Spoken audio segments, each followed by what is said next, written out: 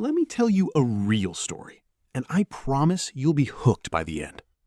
I've spent years married to the markets, living and breathing charts, balance sheets, interest rates. But the biggest lesson I ever learned didn't come from a calculator. It came from a woman named Lorena, who brings home $3,100 a month.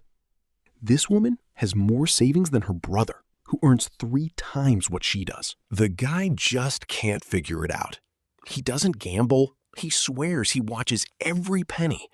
And yet his sister still has more saved up than him. Now, you're probably guessing there's some secret behind it. And yes, of course there is. A small handwritten notebook she fills in every single evening. Behind that notebook is a story that stretches all the way back to 1904, to Tokyo. When I first learned this story, even as a 30-year investor, I stopped and blinked for a second. Because that's exactly what it's like in the markets, too. It was never about how big your gains are. It's about how you manage what you've got. Now stay patient. I'll get you there. But first, take a look at this. This year, the personal savings rate in America dropped to about 2.6% of income. 59% of people can't cover a sudden $1,000 expense without reaching for a credit card. The average emergency fund got cut in half in a single year, down to about $5,000. And here's the most striking part. A huge share of 6-figure households are living the exact same paycheck-to-paycheck life as families earning far less. So simply earning more isn't what saves you, my friend. I see this every single day in the market. Plenty of people come in with big money and end up at zero. Plenty of people come in with small money and build real wealth through discipline. Which means the real issue is that tiny gap between the moment money lands in your hands and the moment it slips out again. This thing called Kakeibo was built exactly to control that gap. No app, no clutter. It doesn't ask you to earn a single extra cent. Now, let me take you back to 1904. The root of this story explains why it works. There's a woman named Hani Motoko, remembered as Japan's first female journalist. At a time when women couldn't even own property, she published a household budgeting system anyone could use. She published it in a women's magazine and called it Kakeibo, meaning household financial ledger. Back then, there were no calculators, no banking apps, just a notebook, a pen, and the courage to be honest on paper. Motoko's belief was simple. If a woman writes down every coin coming in and going out of her home with her own hand, she gains real power over her life. And believe it or not, this little notebook is still used in Japan today, over 120 years later. Money still commands respect there. Children are taught from a young age to save rather than spend. So why did this method reach the rest of the world only now, not before? Because in 2017, a writer named Fumiko Chiba translated this method into English. 100-year-old Japanese tradition landed right in the middle of a Western culture drowning in subscriptions, tap to pay, buy now, pay later. And it landed at exactly the right moment. People have never in history spent this fast while feeling it this little. Going back to pen and paper in 2026 might sound absurd to you, I know. But keep listening, because that's exactly why it works. Look, in a normal budgeting plan, everything links to an app. It automatically sorts your spending, hands you a nice chart at the end of the month. Sounds good, but that speed is exactly what lets your money disappear without you feeling it. When you tap your card, your brain barely registers anything. You forget how much you spent within a few hours. Research shows the less friction a payment has, the more you spend, and the less you remember. But if you pull out cash, it stings a little. A card stings less. A tap doesn't sting at all. Kakeibo deliberately reverses that. When you sit down each evening, open the notebook, and write down that day's spending in your own hand, something shifts. That 1-minute act turns you from a passive bystander into someone confronting their own choices. Imagine a teacher named Margot. She tried 3 different apps over 2 years and quit all of them. The plans were accurate, but the numbers never made her feel anything. 2 weeks into writing by hand, she stopped eating out. Nobody made a rule for her. Just writing $14 for a sandwich 5 nights in a row made that number real. Her income never changed. She just woke up. Now, let's get into how the system actually works. It's built on 4 questions and 4 categories. Think of it like splitting a portfolio into 4 asset classes. The first question, how much money do you actually have? Not your salary, the real number left after rent, insurance, and fixed installments. The second question, how much do you want to save? And listen to the order carefully. You decide your savings before you spend and move that money somewhere you can't easily touch. Most of my investor friends do this backwards. They spend first and say they'll save whatever's left, but there's never anything left to save. The third question, how much are you actually spending? The number in your head and the number in the notebook almost never match. That gap is exactly where your money has been quietly leaking for years. The fourth question is the heart of the method. How can you improve? There's no blame here, no shame. Those are the 2 emotions that kill every budget. It just asks for one change you could make next month. These 4 questions give the system its rhythm. The 4 categories give it its skeleton. And here's the clever part. An app splits your life into 15 or 20 line items. Try tracking that many by hand, and you'll quit within a week. Kakeibo uses just 4 categories. It sorts spending not by what you bought, but by why you bought it. The first category is needs. Groceries, bills, transportation to work, the things your life would genuinely break without. The danger is that almost anything can be dressed up to look like a need if you squint. The second category is wants.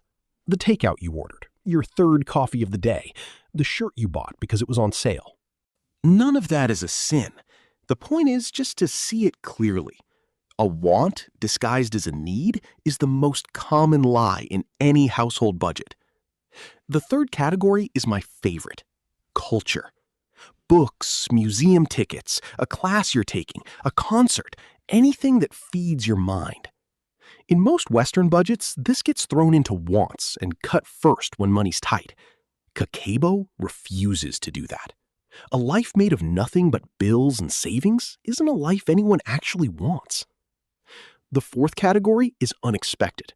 Car repairs, a surprise medical bill, a wedding gift you forgot about. Everyone treats these like bolts from the sky. But track them for a few months, and you'll see the unexpected is actually quite predictable. Something always comes up. Once you see that, you stop getting ambushed and start building a small buffer. Now, let me show you how to apply this, starting this week. Grab any notebook lying around your house. Write down what you'll bring home this month at the top of the first page. Subtract your fixed costs underneath. The number left is your real spending power. You'll probably stare at it for a second. That's a good sign. The second step is the move almost nobody makes. Before you spend a single dollar, decide how much you're saving. Consider that money already spent. Move it to a separate account the same day if you can. The third step, split what's left across the 4 categories. A big share to needs, a smaller slice to wants, a modest amount to culture, a buffer for the unexpected. These are guesses. You don't need to be perfect the first time. The fourth step is the nightly habit. Write down what you spent that day. Drop it into one of the 4 categories. TV off, phone face down. That 1 minute of slowness is there on purpose, so your brain actually feels the money move. The fifth step is a short weekly check-in. Where did you drift from target? You're not judging yourself, just gathering evidence. At the end of the month, you lay out all 4 weeks and ask the fourth question again and adjust your targets. Let me walk you through Dominic to make this concrete. He's a delivery driver, bringing home about $3,000 a month. On Sunday, he does the math. Rent, $1,100, car, $200, bills, $300, leaves him $1,400. He sets aside $200 for savings and moves it to another account that same evening. He splits the remaining $1,200 into $700 for needs, $300 for wants, $100 for culture, $100 for the unexpected. 3 weeks in, his wants category has already blown past $300 and is closing in on $500. Mostly takeout and impulse buys at the convenience store. It's not an app that shows him this, it's his own handwriting. The next month, he holds his target. The extra $200 goes straight into savings. Now, let me tell you the part that actually turns this notebook into a wealth-building tool. A daily coffee runs about $6. Buy one every workday, and that's $126 a month. That's $1,500 a year from a single habit you thought was harmless. The notebook usually uncovers 3 or 4 of these at once. Forgotten subscriptions, groceries rotting in the fridge next to delivery food. People who track by hand typically cut 15 to 20% of their spending in the first few months. Without anyone forcing them to, just from awareness. On a $4,000 budget, that's $600 to $800. Now, where you put that saved money is what actually makes the difference in my world.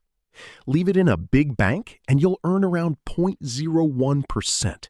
That's about $1 a year on $10,000. The national average is only about 0.38%.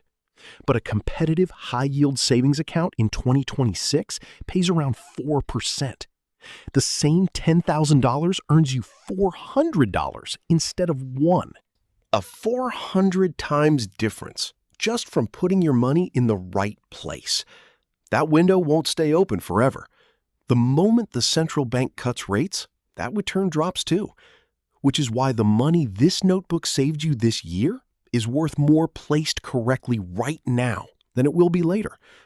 Now, let's stretch the timeline a little. Once your safety cushion is built, put that $300 into a low-cost index fund. Assume an average 7% annual return.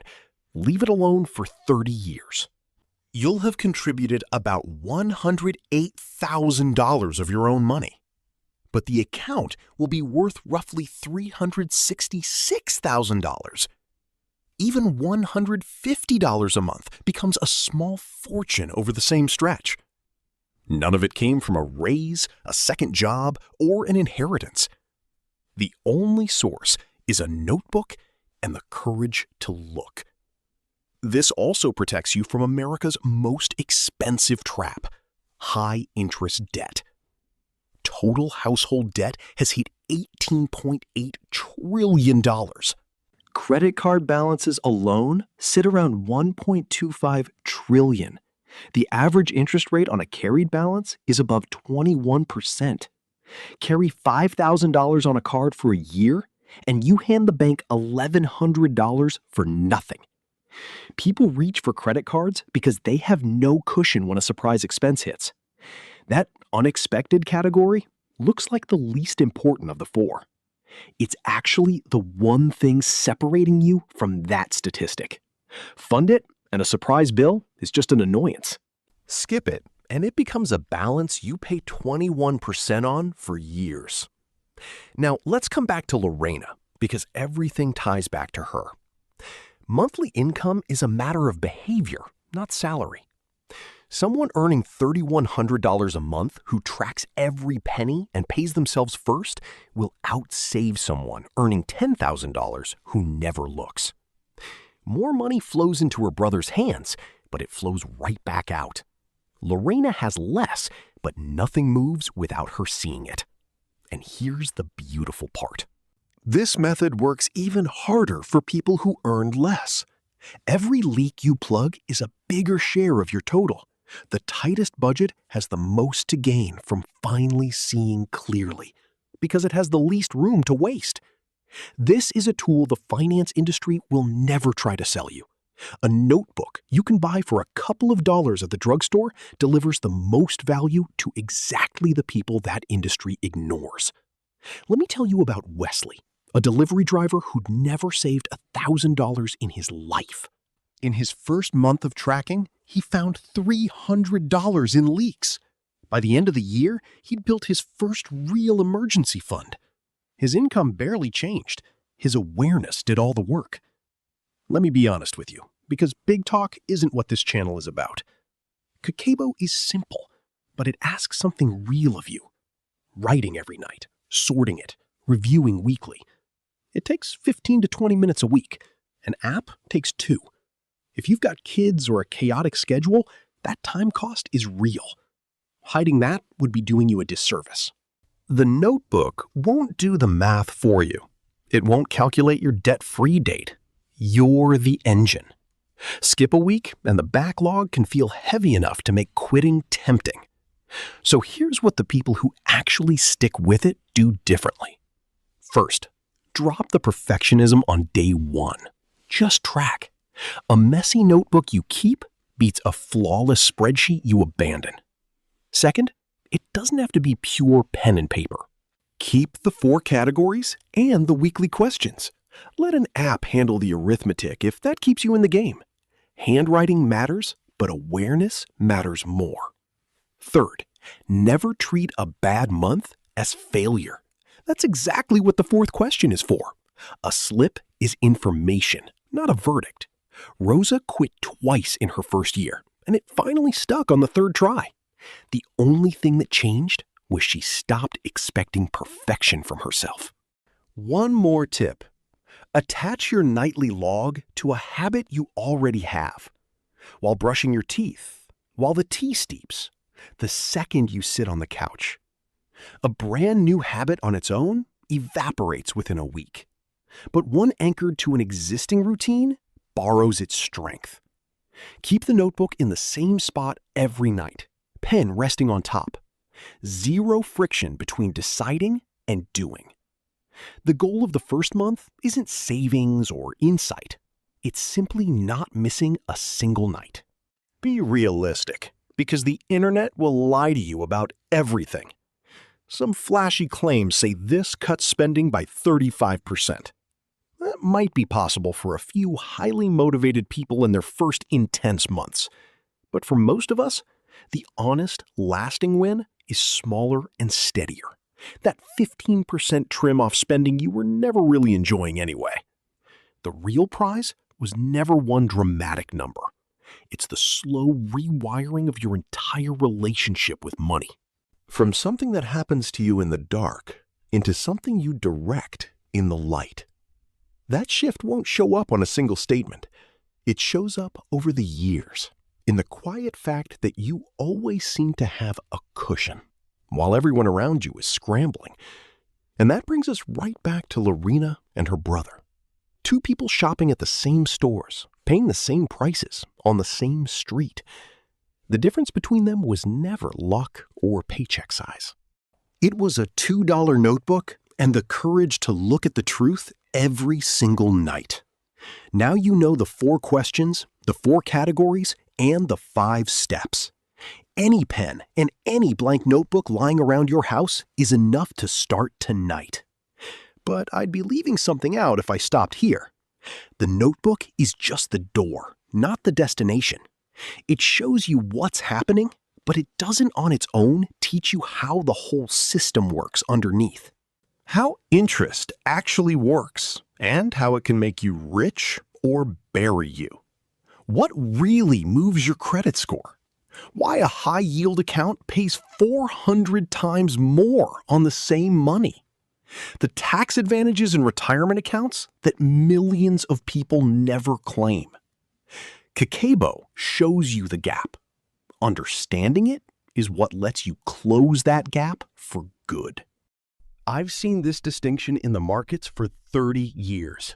People with awareness but no foundation do fine for a while and then fall right back into the same mistake. So before you pick up the pen, strengthen the ground underneath it. Understand the foundation, then start your Kakeibo. Just start.